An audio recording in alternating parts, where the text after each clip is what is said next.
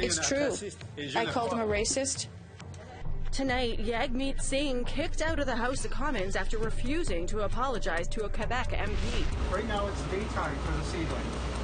Norway House First Nation takes its first crop to market. Today was, was an opportunity for the Premier to come in and march with us and support us, and that didn't come. And chiefs in New Brunswick are calling on the Premier in the wake of 2 Indigenous deaths there.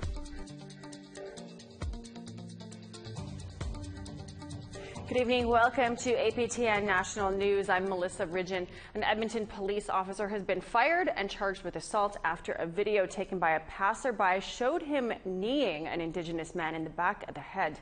Here's APTN's Chris Stewart.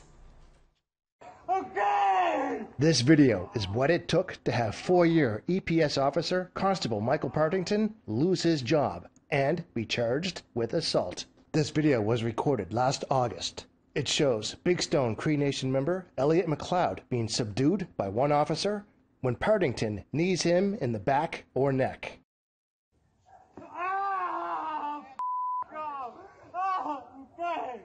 Okay. While the EPS received the video last year, the officer was not fired or charged until this video recently went public.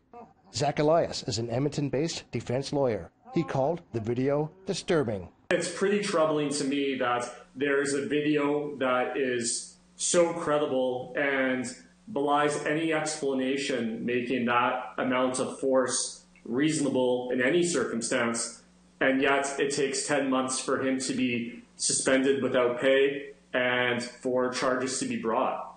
Naomi Sayers is an Ontario-based lawyer. She says the video shows that both officers failed their duty. The police officer, not just one, but 2, engaged in inappropriate, unprofessional standards of behavior that did not meet the standards set out for them. McLeod is well known to police. He is currently awaiting trial for second-degree murder in the death of 33-year-old Sherilyn Gauthier in February. Elias says police brutality is sadly very common. We're just lucky enough in this instance that we actually get to see the video. But this is something that's a common occurrence. If you run from EPS, even when you're caught and you're on the ground, restrained, not resisting, they're still going to get a shot or 2 in. I think it's not limited to EPS. It definitely extends to the RCMP jurisdictions in which I practice. If you run, you pay the tax. The Edmonton Police Service say they cannot comment on matters before the courts. Chris Stewart, APTN National News, Edmonton. Former Green Party leader Elizabeth May didn't mince words today. She called the RCMP a racist institution, saying it's rigged the process, as Todd Lamoran reports over Mi'kmaq community's bid to host an RCMP communications centre in Nova Scotia. May said the RCMP needs to be put under a microscope, and there's one way to do it. We need an inquiry that fully explores how the RCMP conducts itself. It's really hard to have confidence in the ability of this organization to reform itself on any number of these various incidents. One of those incidents, May said, is the RCMP adding $1.6 million in unexplained costs to the Millbrook First Nations bid for the communications centre, while picking its own proposal as having 0 rent. May also listed horrific treatment of female officers and the shooting death of Rodney Levi. The inquiry needs to look at more than sexism within the RCMP, racism within the RCMP, incompetence within the RCMP. It needs to look at a culture that sees itself as unaccountable. Earlier this week, NDP leader Jagmeet Singh peppered the Prime Minister with questions of rooting out systemic racism in the RCMP. APTN News asked him why he doesn't deny support to the minority government until tangible actions are taken. And if they need the votes to pass any bills around RCMP reform, around use of force, de-escalation, ending racial profiling, on mandatory minimums, on working towards ending the over-incarceration of Indigenous and Black people, we are there. I'm ready to support any of those bills. During his daily briefing, the Prime Minister was asked whether it's acceptable for the RCMP to take years to respond to its own civilian watchdog. We are going to move much quicker on responding to these things, on making changes to our institutions to really go after systemic discrimination. APTN requested an interview with RCMP Commissioner Brenda Lucki, but it was denied. The RCMP told APTN the force does not comment on statements by individuals. Ta Lamaran, APTN National News, Ottawa. A tense moment in the House of Commons today. NDP leader Jagmeet Singh refused to apologize for calling an MP from the Bloc Québécois a racist. The situation broke down when the NDP requested unanimous consent for a motion recognizing systemic racism in Canada, but one member of the Bloc refused. It's true. I called him a racist. And I believe that's so. I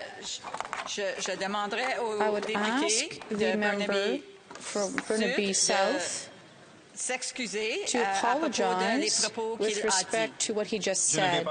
I will not.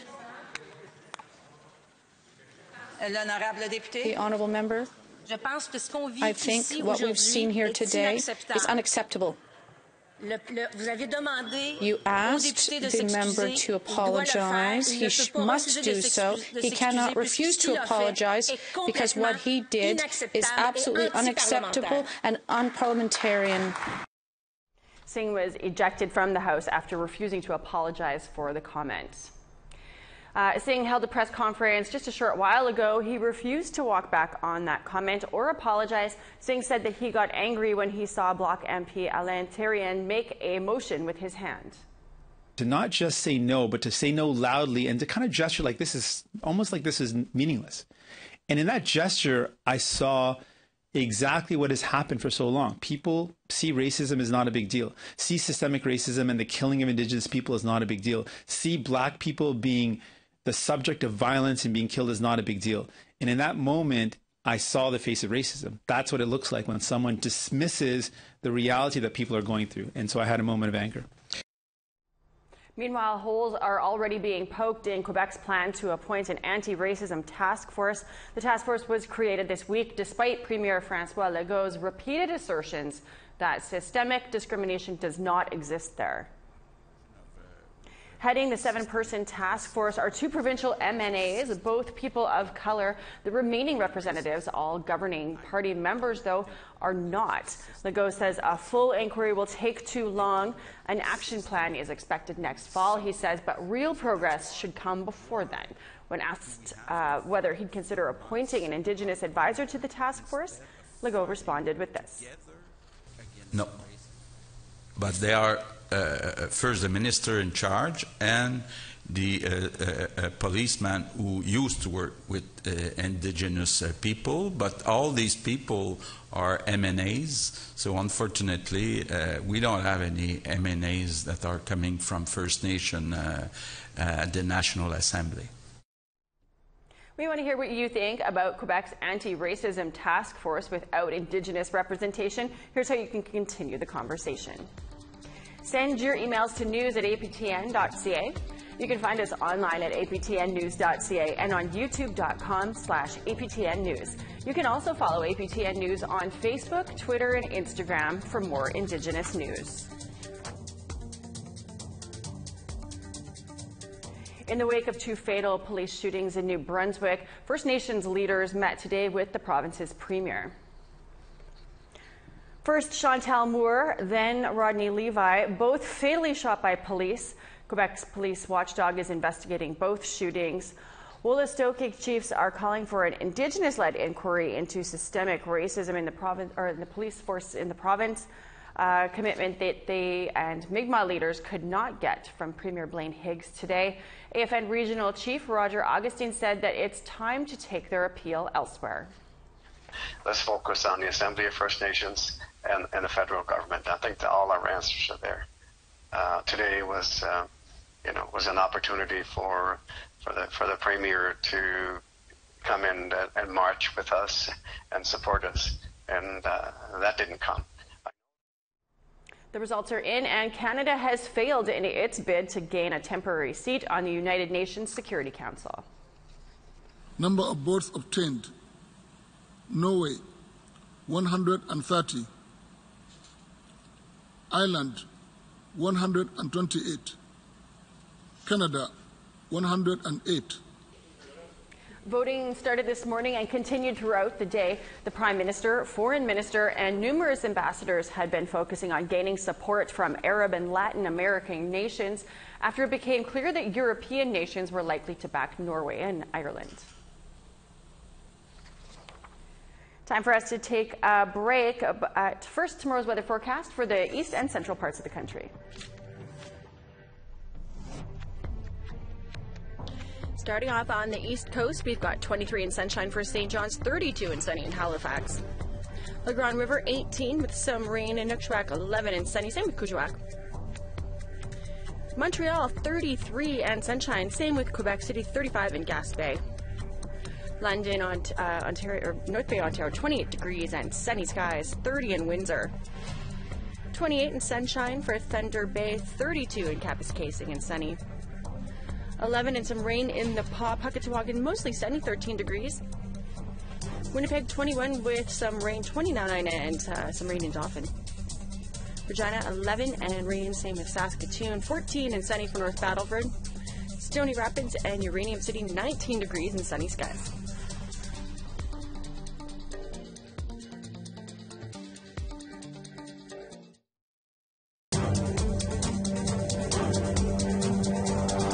Welcome back. The Trans Mountain Pipeline has had another oil spill at their Sumas pump station just an hour outside of Vancouver. APTN's Tina House has that story. With the smell of oil still thick in the air, Chief Dalton Silver says you can almost taste it in your mouth as he surveys the oil spill cleanup.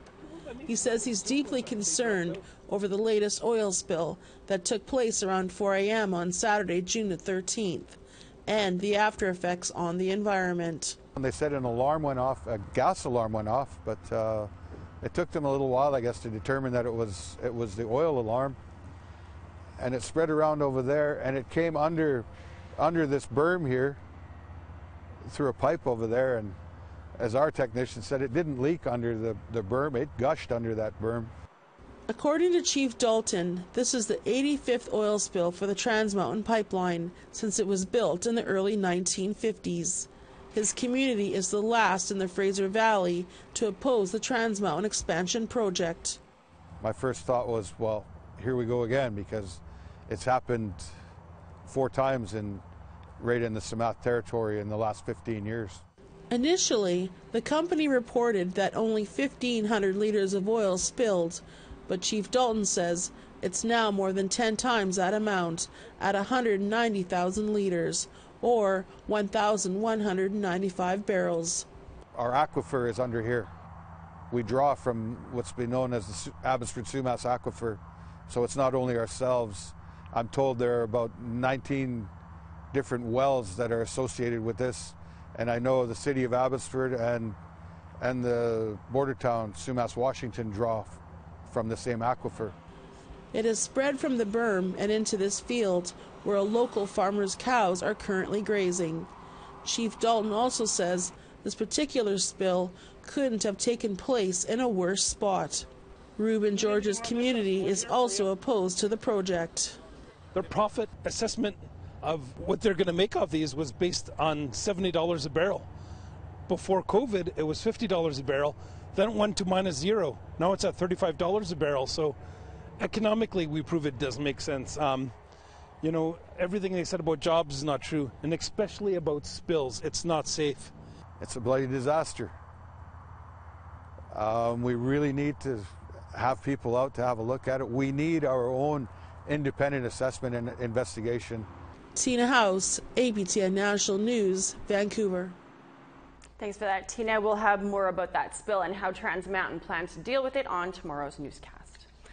Well, a massive rock slide discovered last year on the Fraser River continues to threaten wild salmon.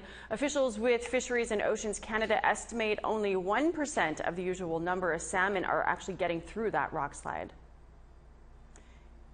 The Big Bar Slide is equivalent to a 33-story high and 17-story wide building. The federal government has spent over $50 million trying to clear the site, but more still needs to be done. This year, the Chilcotin Nation says their fisheries are tagging fish below that slide, but they've not been able to see any salmon getting through the other side. We're the caretaker area of where salmon are born. They nurse here. We're the last stop for when salmon run. So everyone along the coast, commercial fisheries, the First Nations all along the coast and all up Fraser River and then along Chilco, we're the last to receive any fish. So currently right now the salmon haven't reached us. Food security remains a concern for many northern communities where the growing seasons may be short and access to healthy produce is limited. One Cree community in Manitoba is looking to change that. Brittany Hobson explains. Daytime for the seedlings. You can see they're growing for 2 weeks in this area first. Inside this refurbished shipping container, hundreds of leafy greens grow year-round. It's quite the feat for a northern Manitoba community where temperatures drop below freezing for the better part of the year. Pemistowan Nipi Gistaganik, or Life Water Gardens, is a hydroponic garden located in Norway House Cree Nation. The project is run by 2 residents. I'm Virginia Maswagan. I'm Ian Maxwell. Here's some of our produce. Nearly a year after planting the first seedlings, the duo is celebrating a new milestone. This month, produce hit the shelves of the community's grocery store. Virginia Maswagan called it an exciting moment. We're finally getting our stuff out there. The stuff is it's really healthy, nutritious. People need this, and like I said, the presentation, the looks of them is really nice. It's just nice and green. Maswagan and co-manager Ian Maxwell got involved with the project after Chief and Council approached them to run and operate the garden. The two had previous interests in gardening and botany. But people love the fact that there was a chance that we could grow our own stuff here. We were thinking more in the area of gardens, but when this opportunity came, we kind of jumped on it and decided to get training in that area. The community teamed up with Ottawa-based company Grocer to set up the container. The garden produces various lettuces, along with parsley, cilantro, basil, and mint. It provides fresh, uncontaminated produce each week and all year long. Health consciousness around here is very evident by many residents in our community and voiced quite often. Right? They're tired of having waterlogged lettuce.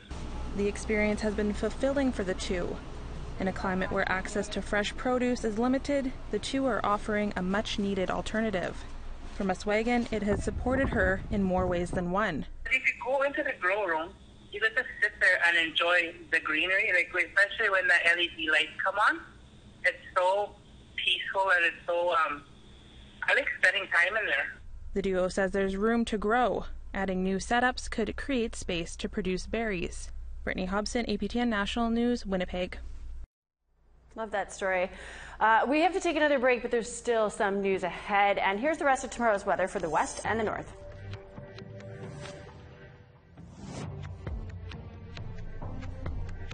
Off to northern Alberta, we got 22 and sunny for Fort Chip and Fort McMurray. 17 mostly sunny in Edmonton and Calgary, 18 and some cloud in Lethbridge. Vancouver, sunshine, 19 degrees, 30 and sunshine for Kamloops. 19 and rain for Smithers, 13 and rain in Dease Lake. Mayo, 20 degrees with a mix of sun and cloud, 19 with some rain in Dawson City. Wauhee, 24 and sunny, 26 and sunshine for Norman Wells. Inuvik, sunny skies, 20 degrees. Paulatuk, 16 and sun. Chesterfield, 12 and sunny, 14 and sunshine for Whale Cove.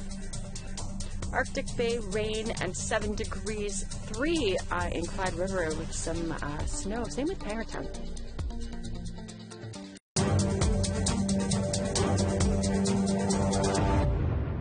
Welcome back. Diversity in every walk of life has come up during the protests of Black Lives Matter and police violence. And media has not escaped that spotlight. Racialized journalists are calling out their newsroom culture on social media. Candice Collison is a professor at the University of British Columbia's journalism program who has recently co-authored a book on journalism called Reckoning. Dennis Ward spoke with her earlier. Candace, thanks for joining us. How does what is happening now fit into a larger narrative about news media as an institution? Well, the news industry has very low representation of Indigenous people, except for APTN News, of course. But, if you look at CBC numbers of diversity and equity, you see that their last report in 2018 only had about just over 2% of their employees were Indigenous. So there's a long ways to go for most organizations, and unbelievably, like CBC is probably further ahead than many of the private broadcasters.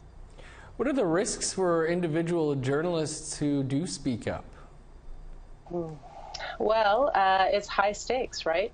The media industry depends on your social network, on your reputation.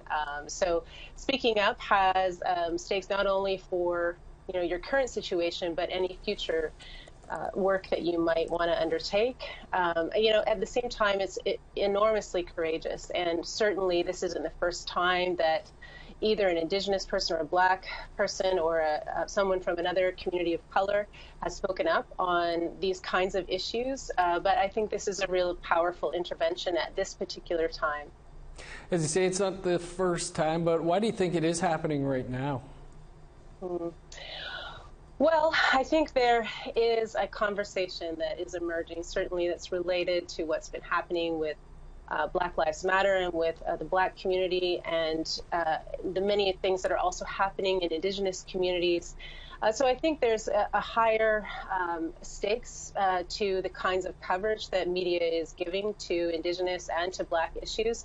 And I think it's really important that in the statement that was made, both of those communities are represented and discussed. I mean, the lack of representation in newsrooms of both Indigenous and Black employees is been a problem for a long time, and scholars and journalists have been talking about it. Candace, what can newsroom bosses, those in charge, do to change this culture? Well, you'd think that with all of the attention paid to diversity and equity, certainly by our public broadcaster, but also by many other news organizations, that there would be a lot more movement. So I think this is a moment to really think about what those initiatives have done and not done. Think about the way that journalism is practiced and whether or not newsrooms are welcome and open to Indigenous ideas, Indigenous frameworks for analysis, and the work of Indigenous journalists that are connected to their communities and accountable to their communities is quite different than it is for many of the non-Indigenous journalists. Lots of this covered in your new book, and Candace, appreciate you joining us here today to talk about it. Thanks for having me. Well, that is your news for tonight. If you missed anything, of course, you can check out our website, aptnnews.ca, for the latest Indigenous news. I'm Melissa Ridgen. Have a great night.